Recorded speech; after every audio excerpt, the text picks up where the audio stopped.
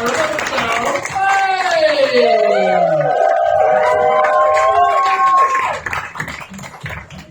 you very much. We can still do New Year's resolutions. Humour on January 31st, can't we? Yeah. Good, got nothing else.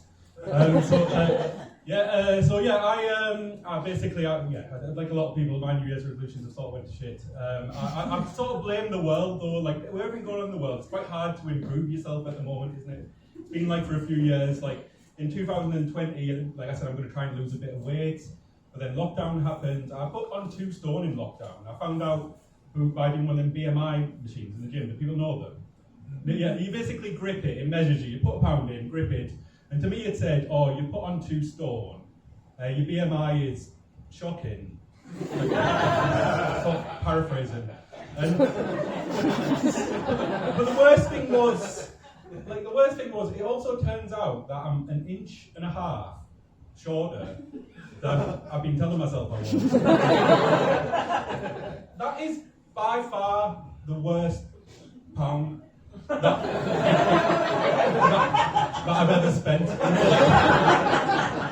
Like, I think if I'd have put in another pound, it would have said, oh, and also,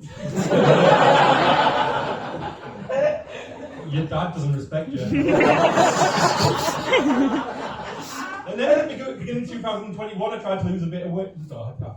I tried to give up alcohol in 2021. I drink loads in 2020, going to give up alcohol. But the pandemic is not the time to be giving up alcohol, is it? Like, I managed 10 days, but they weren't consecutive. Average less than 1 a month in the end. So in 2022, tried something a bit different. I didn't try do the dry January thing. I did something a bit different. It's called Cry January. That's where you try to do a month without taking your antidepressants.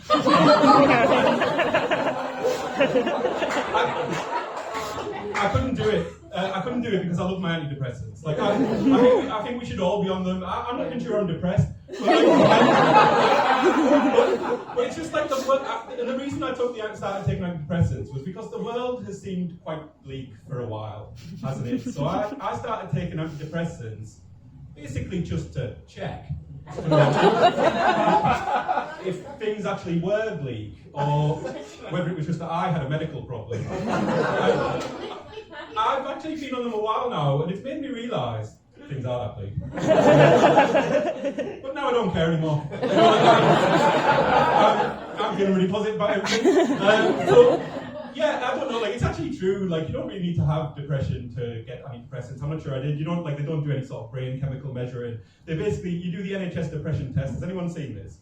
You don't have to admit it's shameful to have mental health problems. I can't believe I'm saying it. But the NHS, you can pass that test basically even if you don't have depression. So I'm not gonna, no spoilers. That's a really easy test. For one thing, it's multiple choice, which makes it a bit easier. And then the second thing is you spot a pattern eventually. You just choose the sad answers. And then you'll pass. You'll pass. If I asked you what your favourite band is, your favourite artist is, you choose Taylor Swift.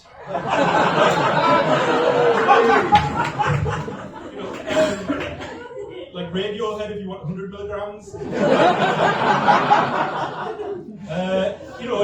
If it shows you a picture of a sunset, don't pick the option that says, that's a nice sunset.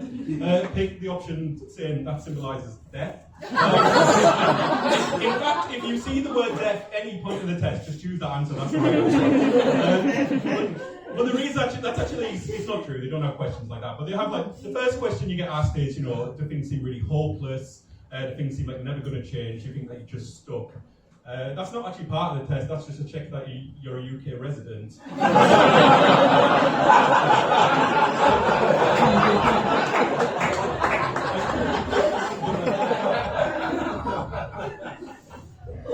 Well, the other tests, they're similar basically. The other questions are similar, and I do feel more positive. I'm making more realistic and sort of positive resolutions, trying to improve myself. This year, I'm going to try and read less books.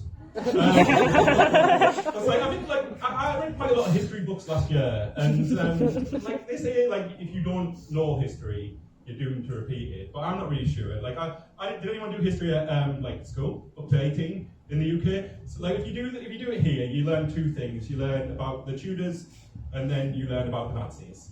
You go from fun death to sort of sad death. Like the worst thing that's ever happened. And the Tudors, like it's mainly Henry VIII, and the main moral from Henry VIII, I guess, that you learn from history is, no matter how fun it seems, royal family members shouldn't kill their wives.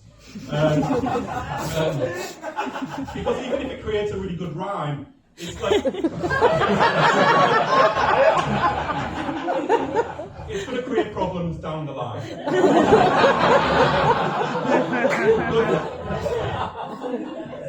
But like, I learned that lesson. I learned from history. But then, like Prince Charles happened, and then like, I know what you said. Like, I'm not saying he definitely had something to do with Diana's death, but he did. And I didn't do anything to stop that. And like, so not only did history repeat itself, history repeated itself in a much sort of shitter way. Like saying Henry VIII was quite fun. Like probably the most fun sort of white murderer. He had that rhyme. Divorced, beheaded, died. Divorced, beheaded, survived. Very easy, catchy. Like remember the wife.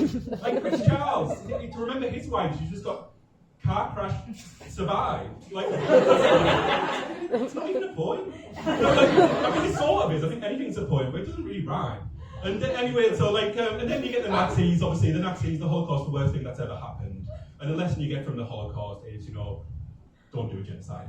Don't do a genocide.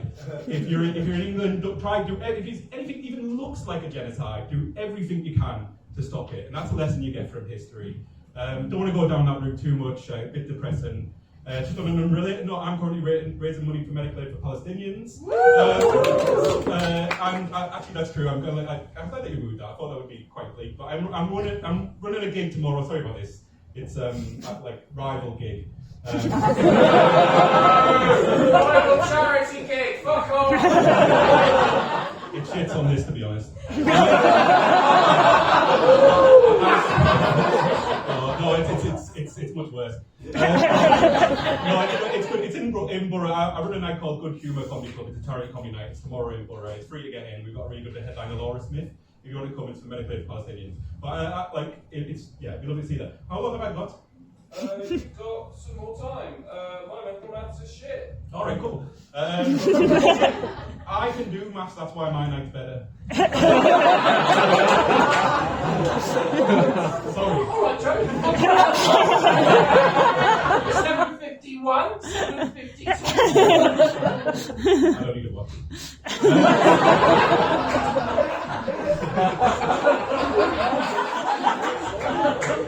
Basically, so yeah, like just to go back on the New Year's resolution, so I'm trying to be more positive. I've stopped reading books, and the second thing is I'm giving more money to charity. Like I said, I'm doing a charity comedy night, and I give a lot of money to charity. Like I focus on a lot of different charities, but the one I've really started focusing on is a charity for people who need money desperately because they're like out of work, or some of them are actually in work, but at the end of the month they still don't have the money to live the life that they should be allowed to live.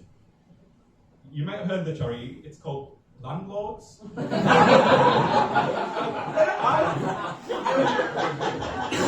I sponsored about 10 different landlords.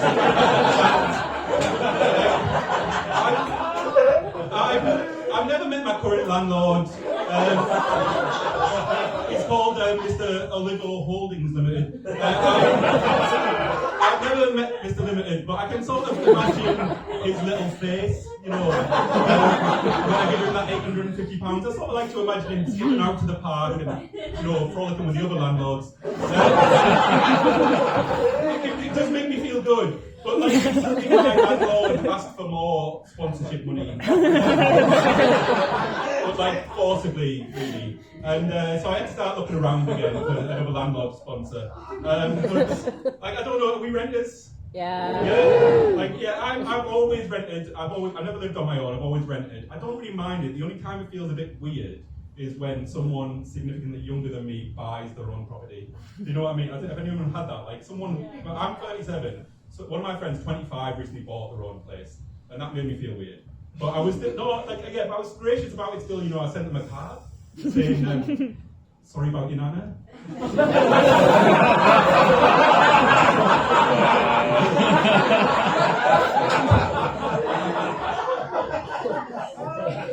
Turned out to be true. And the time this feels weird as well is when like you look around now, because it's always been bad in London, like the rental market. But if you go on Spare Room now, it's absolutely terrible. Like basically, there's hardly any. There's basically like 3 rooms available in London at the moment. And they're not really rooms. They're sort of like Goldsmith's art students' responses to the question, "What is a room?"